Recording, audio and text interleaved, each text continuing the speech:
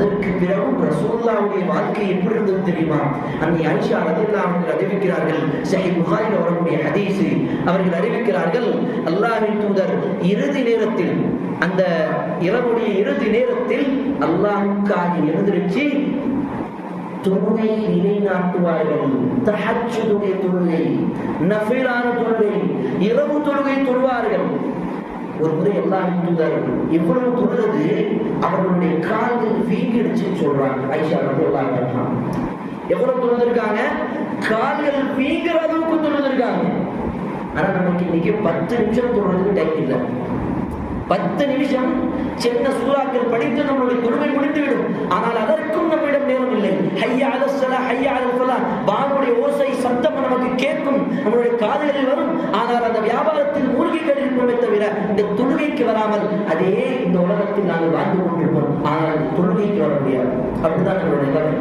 ஆனால் ரசூலுல்லாஹ் அவர்கள் ஃபர்தான தொழுகையை தவிர நஃபிலான தொழுகை, அதுவும் இரவு நேரத்தில், எல்லாம் தூங்கிக் கொண்டிருக்கக்கூடிய அந்த நேரத்தில், அந்த சமயத்தில் அல்லாஹ்வின் தூதர் முஹம்மது நபி ஸல்லல்லாஹு அலைஹி வஸல்லம் எந்திரிச்சு நீண்ட நேரம் தொழுவார்கள். நீண்ட நேரம் ரக்அத், நீண்ட க்ராத், நீண்ட சுஜூத். அல்லாஹு அக்பர். அவர்களுடைய கால் வீங்குற அளவுக்கு தொழுவார்கள். அன்னை ஆயிஷா ரலியல்லாஹு அன்ஹா அவர்கள் பார்த்து பயந்து விட்டார்கள்.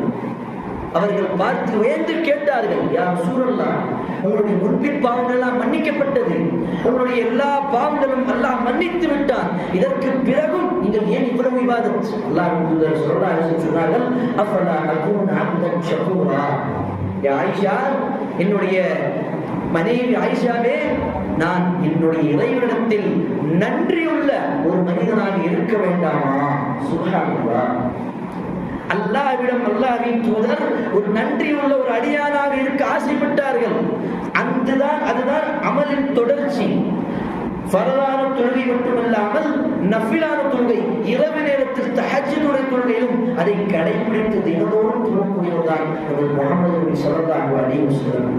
ஆனால் அதே நம்முடைய வாழ்க்கையில் பாருங்கள், ஃபஜ்ருக்கு வர மாட்டோம், பள்ளிவாசலுக்கு வர மாட்டோம், திடீர்னு ஜும்மாக்கு வருவோம், திடீர்னு ஜனாசாக்கு வருவோம், திடீர்னு பெருநாளுக்கு வருவோம். இப்படிதான் நம்மளுடைய நிலைமை. அப்ப ஃபர்தான தொழுகைக்கு தரக்கூடிய நம்ம முக்கியத்துவம் நஃபிலான தொழுகைக்கு தருவோம். தராவி 8 ரக்காத்தா 20 ரக்காத்தா இதுல சண்டை போட்டுட்டு இருக்கோம். அது நஃபிலான தொழுகைங்க. ஃபர்தான தொழுகைக்கு ஏன் வரல? அதை பற்றி கேட்டா பதில் கிடையாது. ஃபர்தான ஃபஜ்ர் தொழுகைக்கு ஏன் வரல? தூங்கிட்டோம். அப்போ அமல் நமக்கு தொடர்ச்சி இருக்குதான் நம்முடைய வாழ்க்கையில் கிடையாது. அல்லாஹ் பாதுகாக்க வேண்டும். என்னையும் சேர்த்துதான்